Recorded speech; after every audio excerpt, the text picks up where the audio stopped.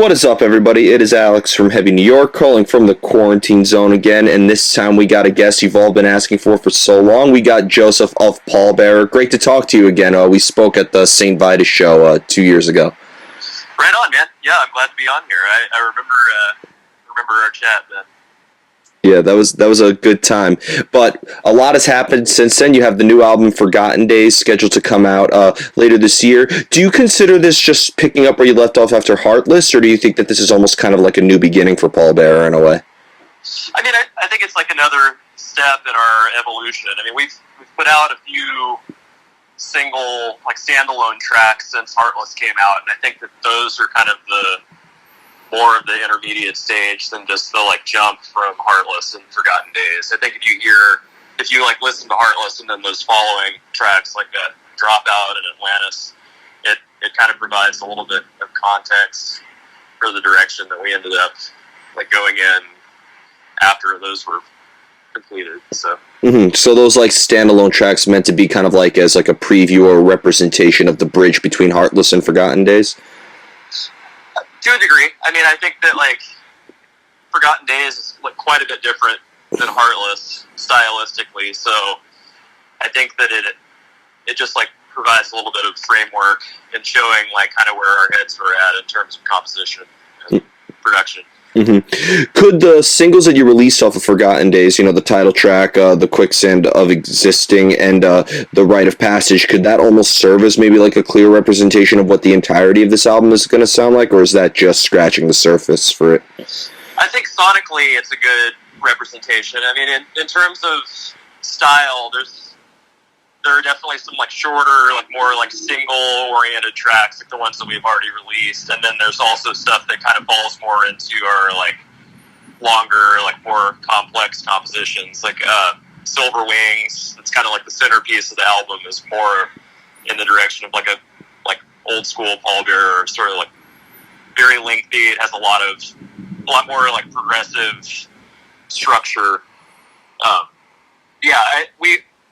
We kind of went with some of the songs that were like a little easier to digest, you know, in the typical style for the ones that we were releasing as the singles in advance of the album. But it does have like a lot of different sonic territory that it covers throughout the record. It's not going to be all just like, you know, like quick to the point songs in the same way that the singles are. Yeah, because I remember with Heartless, I think I could be wrong on this, but I think I Saw the End. I mean, it was one of the first singles you released off of it, right? So like, I believe so, yeah. So like, it's cool, and that was more of like a longer song that, you know, changed arrangement. So it's almost kind of like interesting that you took like a more simplistic approach for previewing Forgotten Days. Yeah, on this record in general, I think some of the songs we did sort of approach it in a more like succinct way. We like, as our songwriting has matured, we wanted to take some different approaches to the way that we compose the songs instead of just like letting it be structured in kind of like a linear fashion, the way that we would do some of the older songs where no parts really repeat sometimes. We wanted to just kind of like hone in on something like to some degree, like a little bit more of like traditional song structure for a few of the things, like not just for ourselves, but in like a larger context of like just rock and roll in general, or metal. Yeah. Well, as a fan of Pallbearer, like I could tell what would be off of Heartless or Forgotten Days or Foundations of Burden or even sort of like the Fear and Fury EP. So it's fair to say that you guys have always like taken a new approach and experimented throughout the existence, right? Totally. Yeah, we want like everything we release, we want to kind of like have its own imprint. You know, we don't like staying in the same territory like for everything that we put out. You know, it feels for us as artists like it feels like a little stagnant to just like find like a safe zone and stay there. So we always are trying to like grow and explore, like even if it's like maybe more subtle from some releases to others, like we definitely are not content to just like stay in the same spot. Do you have like maybe like a preconceived idea when you start something new on how to like lay down how the album is going to sound like, or does there tend to be like a lot of improvising or like trial and error? It kind of depends on the release, but this time, I mean, we knew that we were kind of entering into a writing period, and as the songs started to show themselves, we kind of it became pretty apparent, like relatively quickly, like what the direction this album was going to be going in would be, because we were writing like quite a bit of material, and some of the songs that we wrote, we knew like they would be earmarked for this record or for something else. So we just I don't know. I think when we start out, we don't necessarily like have a huge notion of like what things are gonna, like what shape they'll take, but I think that we've been playing together long enough that like we all sort of like end up on the same page pretty quickly, like once there's at least like a basic framework of what's happening. Mm-hmm. When you look at the entirety of the Pallbearer catalog, going from like Foundations of Burden to Heartless to Fear and Fury, and even Forgotten Days, are they almost kind of like self-portraits? Do you look at these albums as like direct representations of who you and the band are, like at that particular time? Yeah, that's a good way to look at it. I mean, I don't know that it's like that cut and dry, but I do feel like they are sort of these like monuments to like where we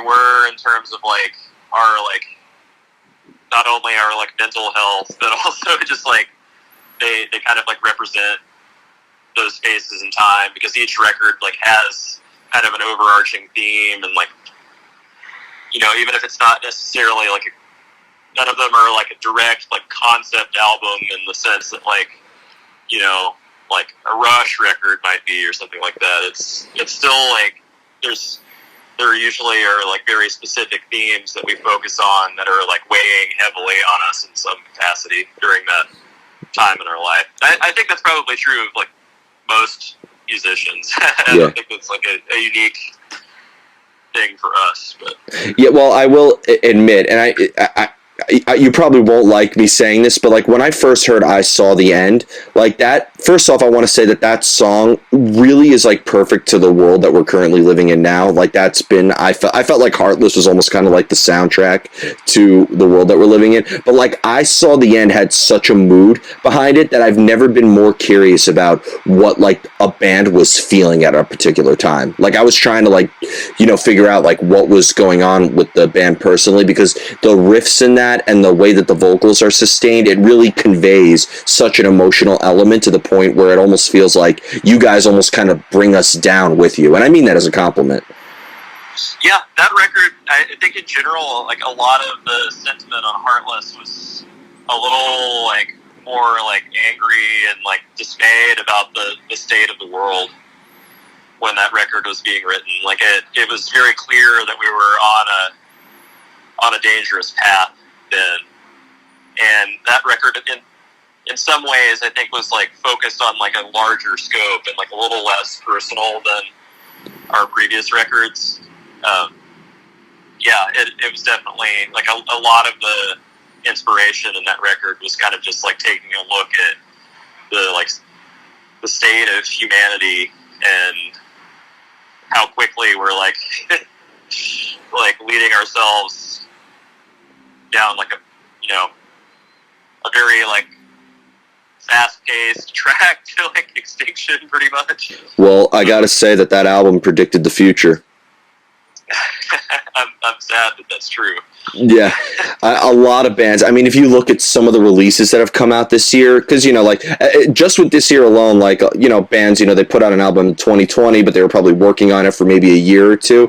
It's just insane to think on how many records have like a lot more context now because of the times that we're currently in. Yeah, I mean, I think kind of interestingly enough, in metal in particular, I mean, there has been like a big fixation on like apocalyptic things or like just kind of the dystopian imagery that you see in like movies like Mad Max and stuff like that. It's been like that for a really long time, so it's kind of unfortunate that all of that like dark imagery that is like really cool to conceptualize is like actually fucking happening right now. So yeah, I don't know. It's a bad time to be alive, I think. Yeah, well, politicians shouldn't be listening to, political, figures or anything like that, or, historians. What they should do is they should listen to a metal album, and then maybe they'll know how to, like, Yeah. would you be cool? Would you be cool if I handed our governor, Heartless, just to be like, here's how you can handle the situation? I mean, I'm pretty puzzled about the way that he's been handling a lot of the stuff in New York, like since the pandemic started. So maybe that would help. I don't know. It would be great promotion. like if you want to talk about, what is it like, really pushing the boundaries and really, being one step ahead and getting ahead of the game and really outdoing everybody. I think if somebody were to bring a governor or a mayor, even a metal album, and then they promote it in their press briefing. Yeah, I was gonna say maybe Cuomo could like play it on his like daily like webcast that he does or whatever. I could almost it's a fun little fact. We're actually playing drinking games now with his press conferences. Oh wow! Like, because he can make you can make an easy drinking game with his usual schmantics.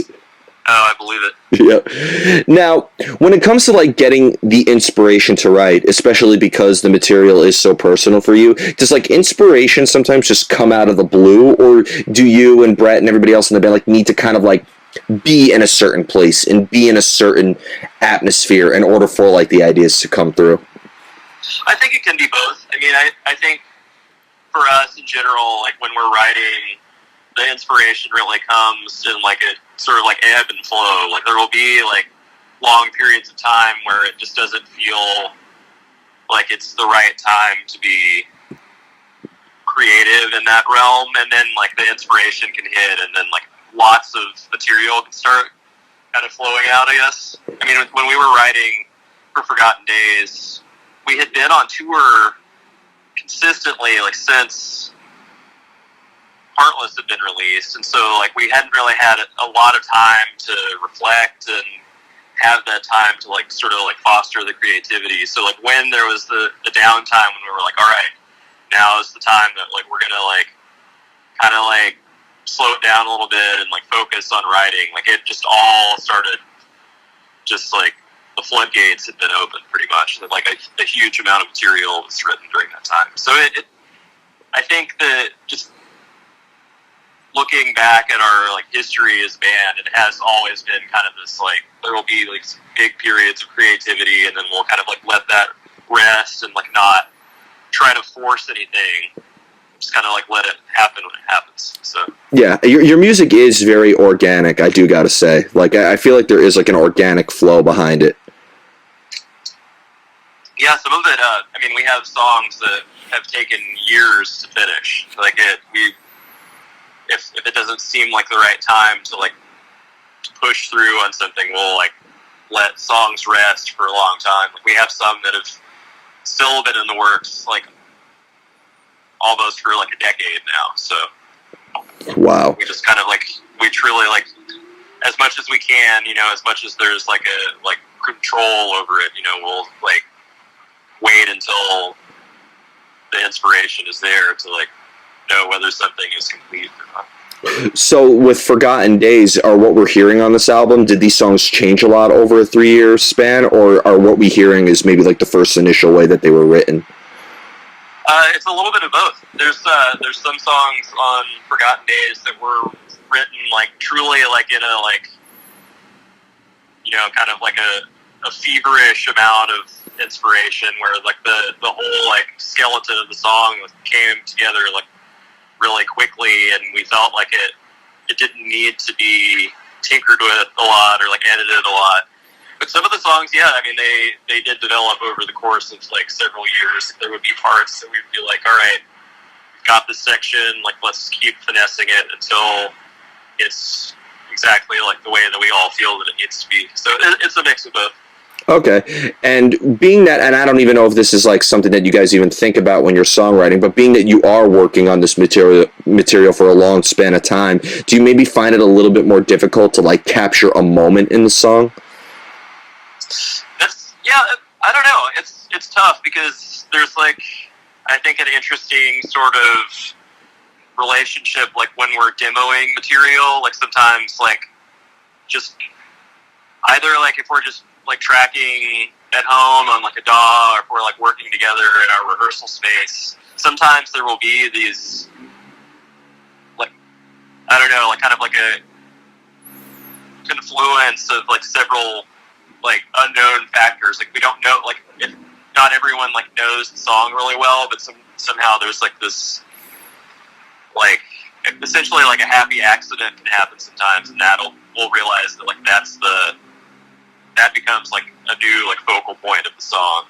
Or sometimes, you know, just like if we're like really trying to like hash out ideas, like if we're just like say for instance like recording at home like into Logic or something, like sometimes like new ideas can just come out of just kind of like jamming with yourself. So yeah, and I feel a lot of different ways that comes out. So. Yeah, and I feel like the instrumentation as well conveys just as much emotion as like the lyrics and the vocals do. Like to this day, I still kind of get a little bit of goosebumps when I hear the guitar soloing intro in Thorns, because the way it like leads into the composition so well. Like, is it fair to say that maybe sometimes lyrics or maybe a subject matter can help dictate the direction of the music too?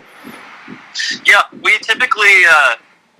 At least in the past, like the lyrics have often been kind of like the final component of the songs. We usually kind of like approach the musical element of the song as like almost like a lyrical thing, like a tone poem almost. So we try to like imbue as much emotion into that first, and like kind of let the song itself like dictate the feeling of the lyrics when they come. But on this record, like there was a little bit more of like writing the subject matter of the songs themselves, like during the musical composition process too. Like it definitely started earlier in the process this time than it has on some of our previous records, where sometimes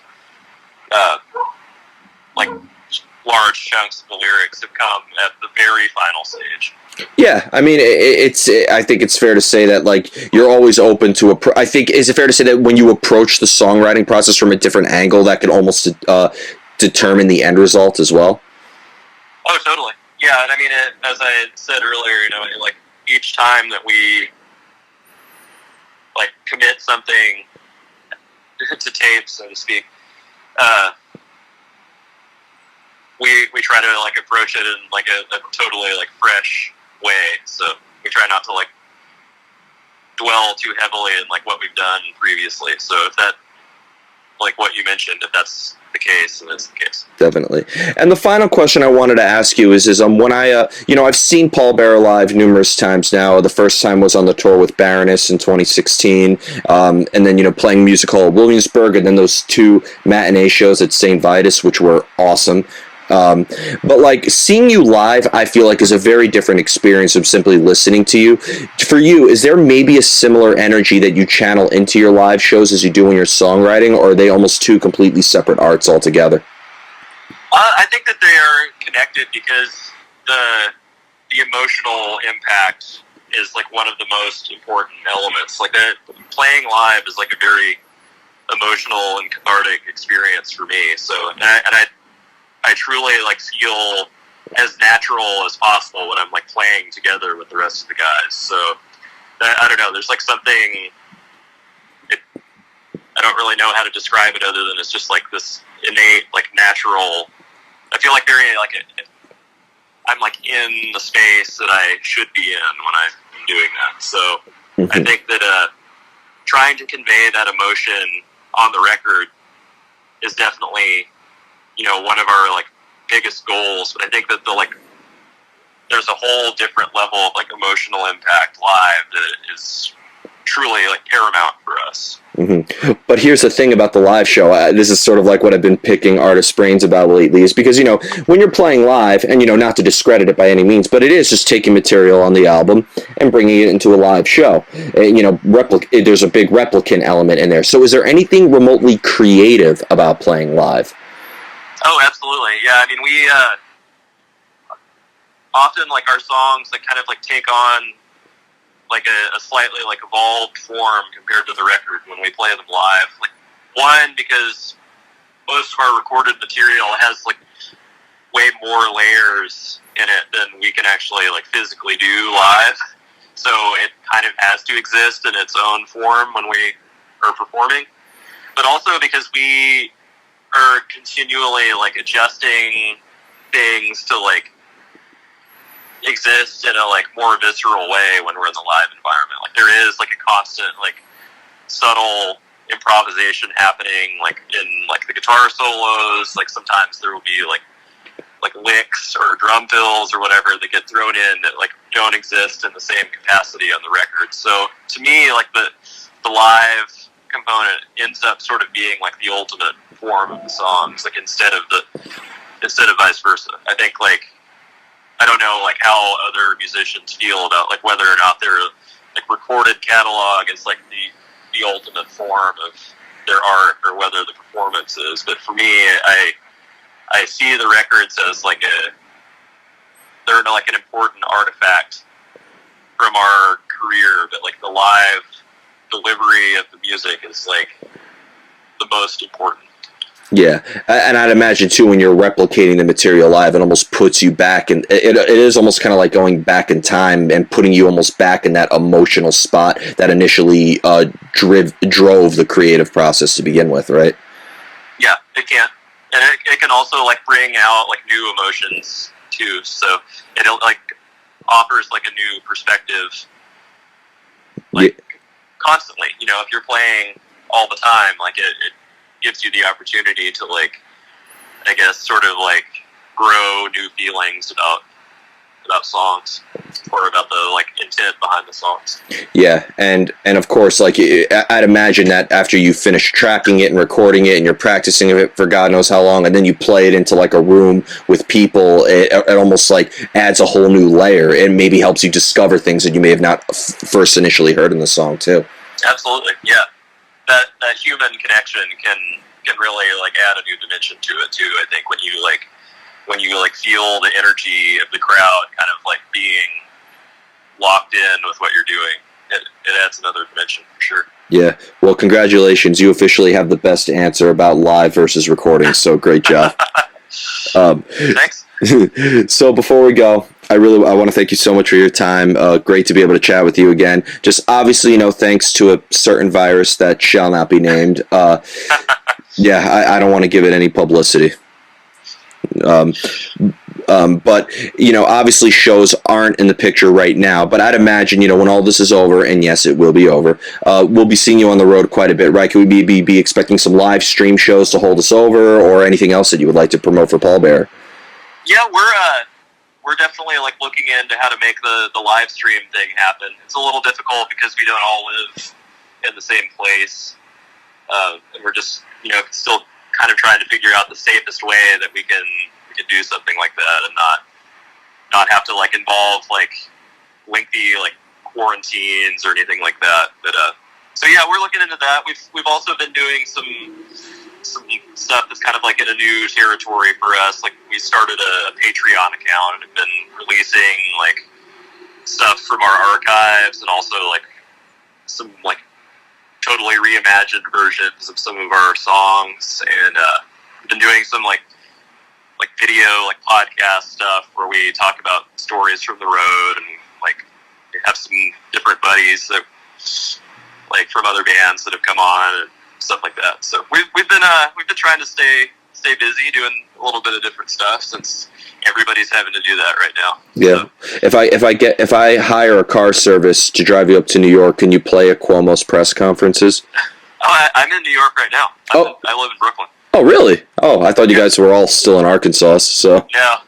All right. Yeah, that's part of the reason why it's going to be hard for us to do the live stream because I live in Greenpoint. So. Oh, I'm calling from Greenpoint right now, actually. Oh, whoa. Yeah. What a coincidence. What a small world. Well, I wish I would have known that. We could have done it in person.